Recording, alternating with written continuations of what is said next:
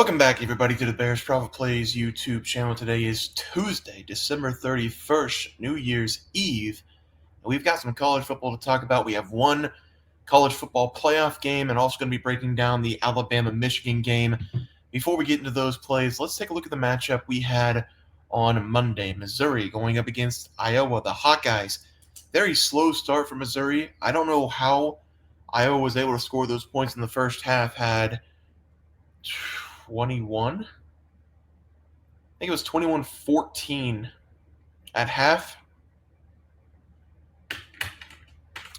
Something like that. I think it was 21-14 at half.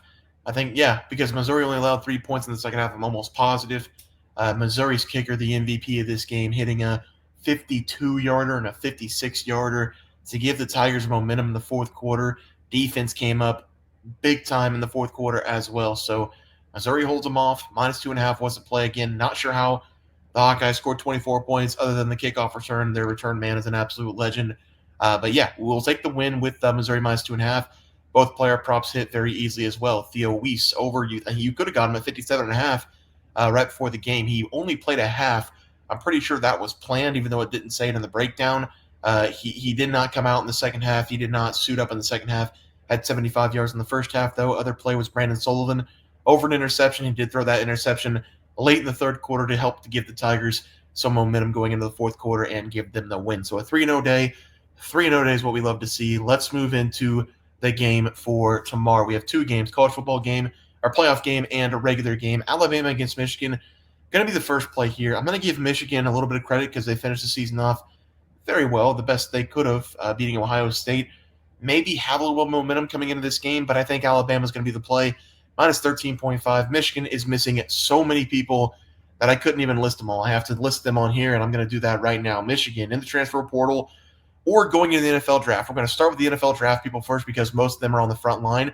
We have Mason Graham, Josiah Stewart, Will Johnson, Kenneth Grant, Colston Loveland, the tight end, and Donovan Edwards, the running back. Those guys are going to the NFL draft.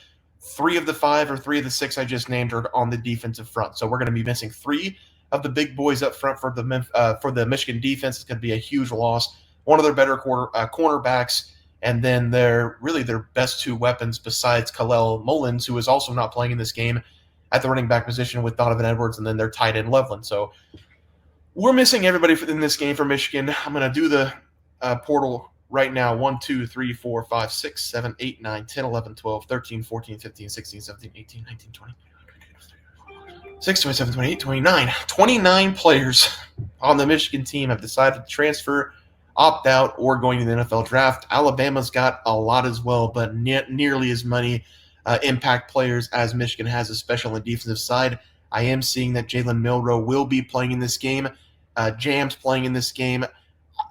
I have no reason to think Alabama's not playing their starters because the coach even came out and said, I expect my guys to play.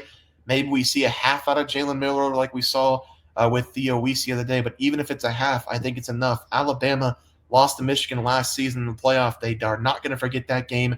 Michigan took them down on the 3-yard line. Milroe being a big part of that game for Alabama, being tackled short. I think Alabama comes out with some authority in this game. I think they put it to Michigan. Going to take them in this game, -13.5. Also, don't even know if Michigan can score. Both their running backs out. Warren can't throw the ball. Tuttle can't throw the ball. I don't see where Michigan gets any yards in this game. So give me the Tide here. -13.5 is the play. Going to the college football playoff game. We have only one opt-out in this game, which is very good. It is on the Boise State side. I'm pretty sure it's not a starter either. Actually, I am 100% positive it is not a starter for Boise State. But we're going to go to this game now. I am going to take Penn State because I've been screwed a little bit taking some of these smaller teams going up against bigger opponents. Indiana's really not a smaller team. They're in the Big Ten, but we saw what Ohio State did to Indiana. I don't want it to be a situation where I'm taking a team because I like the story. I mean, I think Boise State's a decent team. They've got Ashton Jeanty, probably should have won the Heisman. I know he did win the fan vote. Did he win the popular vote? I'm pretty sure he won the popular vote, but Travis got the more first place votes, so Travis did win.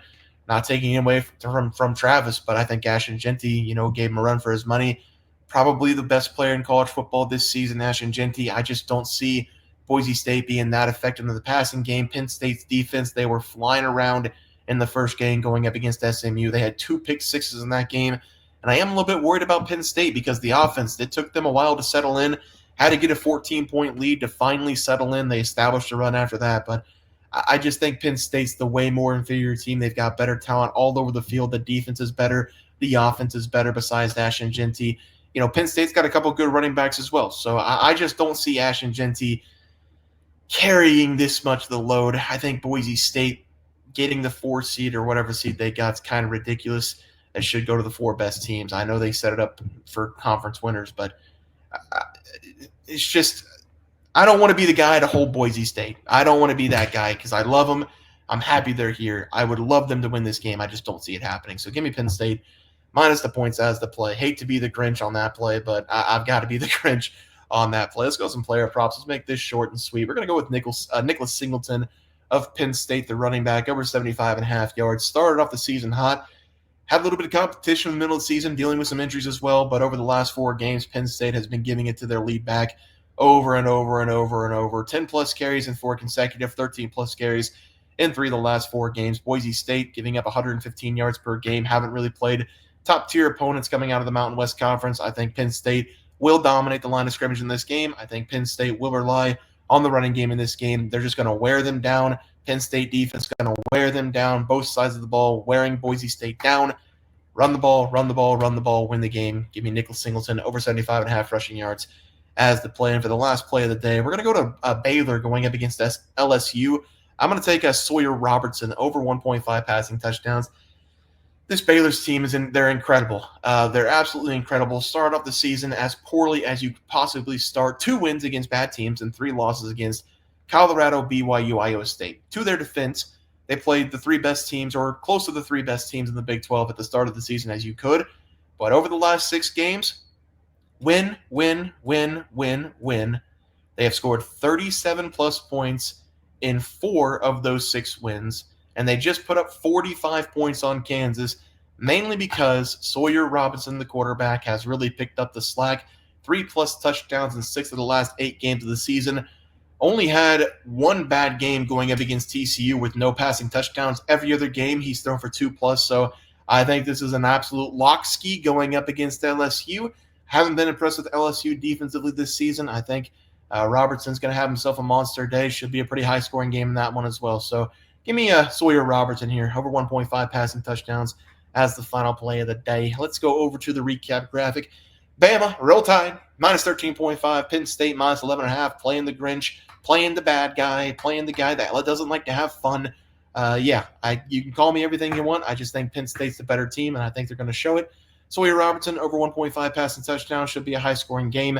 Nicholas Singleton, over 75.5 rushing yards going up against Boise State as the final play. Guys, this is going to do it for the NCAA football plays and props for Tuesday, December 31st slate of games. If you guys enjoyed the content, please sure to drop a like on this video and subscribe to the channel below. See you guys next video, and thanks for watching.